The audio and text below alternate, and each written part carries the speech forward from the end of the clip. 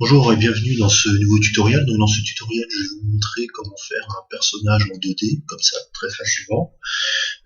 Donc j'avais déjà fait un tutoriel pour faire de l'animation 2D. Simplement, j'avais utilisé, pour faire justement le personnage, j'avais utilisé des mèches. En fait, j'étais parti d'un plan, comme celui-ci. Donc ici, je le déplace, je le redimensionne. J'avais fait des subdivisions. Ici, W, subdivide. Voilà. Et puis j'avais redéplacé la forme en faisant O et G, en fait, et en faisant justement du proportionnel. Voilà, j'avais déplacé les formes. Donc G, O. Voilà. Donc ici, ce qu'on pourrait faire aussi, on pourrait faire un tout sphère. Ici, voilà.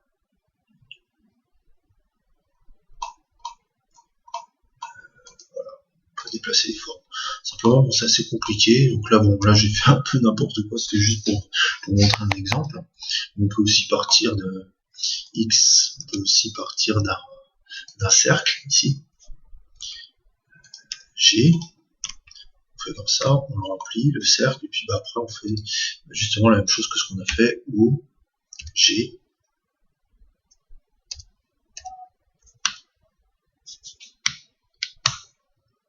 O, G. Aussi ça, voilà, et puis on peut comme ça déplacer les formes très simplement.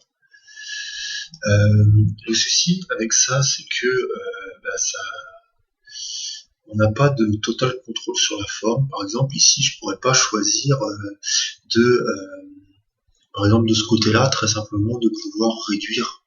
En fait, je peux le faire comme ça, mais j'ai pas un total contrôle. Enfin, le contrôle est pas optimal, et en tout cas, est beaucoup moins optimal que si j'utilise comme ce que j'ai utilisé ici, c'est-à-dire des courbes. Donc les courbes, ça fait à peu près la même chose, sauf qu'on a beaucoup plus de contrôle sur, on va enlever le proportional editing, voilà, on a beaucoup plus de contrôle sur la forme. Comme vous pouvez le voir ici, on peut beaucoup plus manipuler les formes, on peut faire des redimensionnements comme ceci, on peut faire des rotations, voilà, enfin, redimensionnement et rotation, voilà, on peut faire ça beaucoup plus simplement, voilà.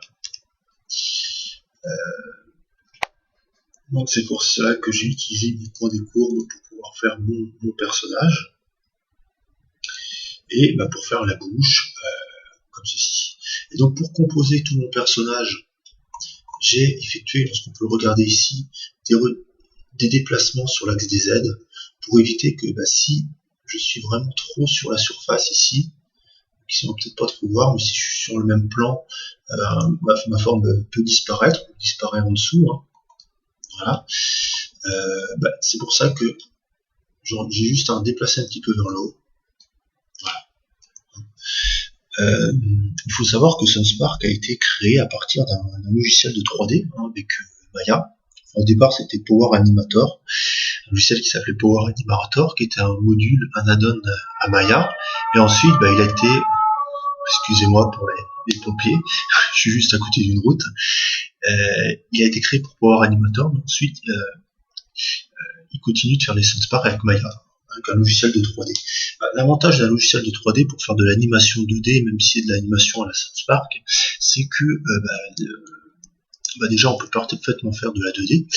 Ensuite, on peut ajouter des éléments de 3D. Ça peut être très intéressant d'ajouter des éléments de 3D dans une animation 2D. Par exemple, pour faire une pièce, on peut par exemple ici, pourquoi pas reprendre un plan comme on l'avait fait ici, le mettre en arrière-plan, voilà, comme ça, faire S. Mais ça peut servir aussi pour le dessin, hein. Je parle d'animation parce que bon, c'est vrai que mon personnage ressemble beaucoup à un personnage de Sunspark.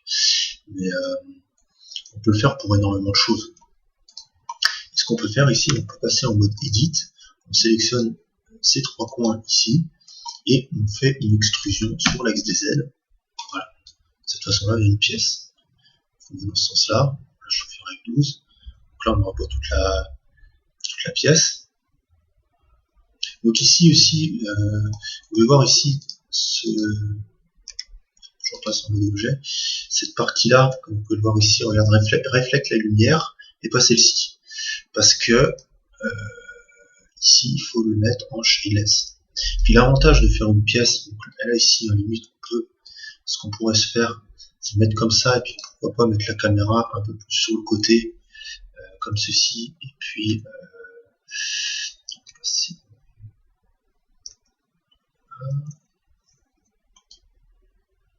pourquoi pas effectuer une rotation sur l'axe des Y, donc R, Y, voilà, je pas de meilleur, ça, voilà, et voilà, faire un F12 ici. Ici, on peut avoir un effet de pièce. Vous voyez, il y a un petit bug au niveau de la bouche, puisque justement, ce bug-là a été causé, on peut le voir ici très nettement, ce bug-là a été causé par le fait que toutes les pièces que j'avais fait, enfin j'avais regroupé en un seul et même objet toute la bouche. On peut le voir ici, hop, on va se mettre dessus, en un seul et même objet. Quand on passe en mode edit, vous voyez que je peux avoir des différentes courbes. Simplement, maintenant que j'ai ces courbes-là, j'arrive plus à les déplacer sur l'axe des Z puisqu'elles sont groupées. Donc il faudrait que je la refasse, que je dégroupe en fait toute cette partie-là.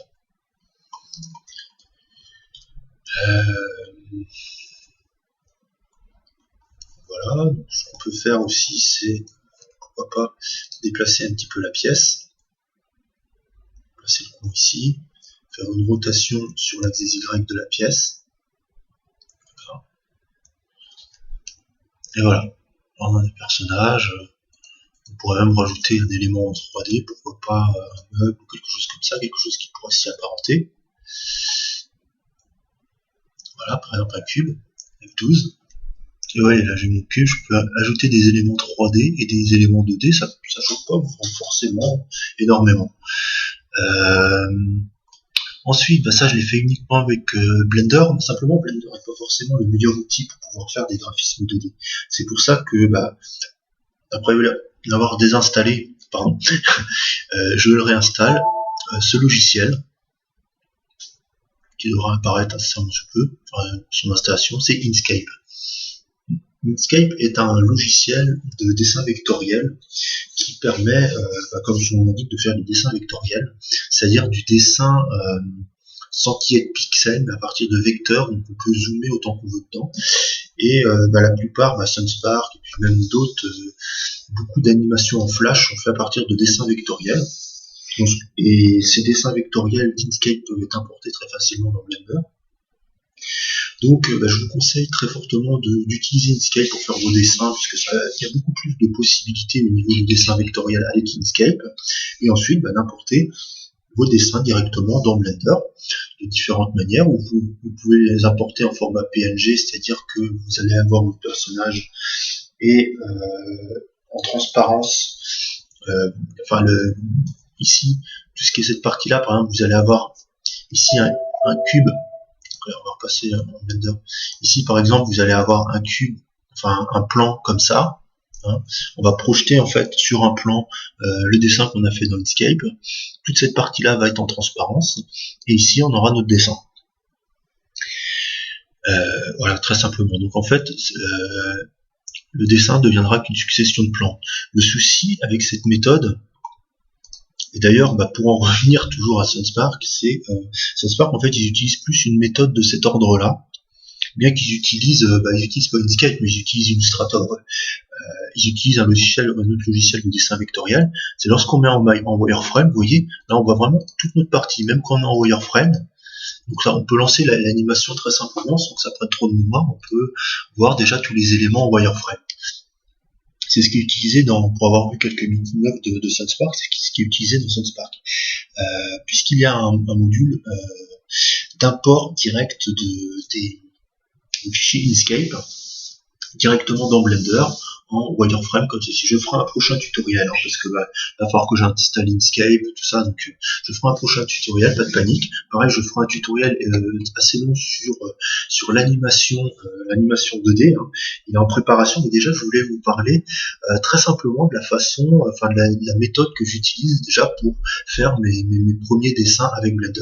Donc voilà, j'espère que ce court tutoriel, ce petit truc vous aura plu, et puis n'hésitez pas à me dire ce que vous pensez de ce tutoriel, laissez un commentaire, et puis à très bientôt pour un prochain tutoriel sur Blender Coach.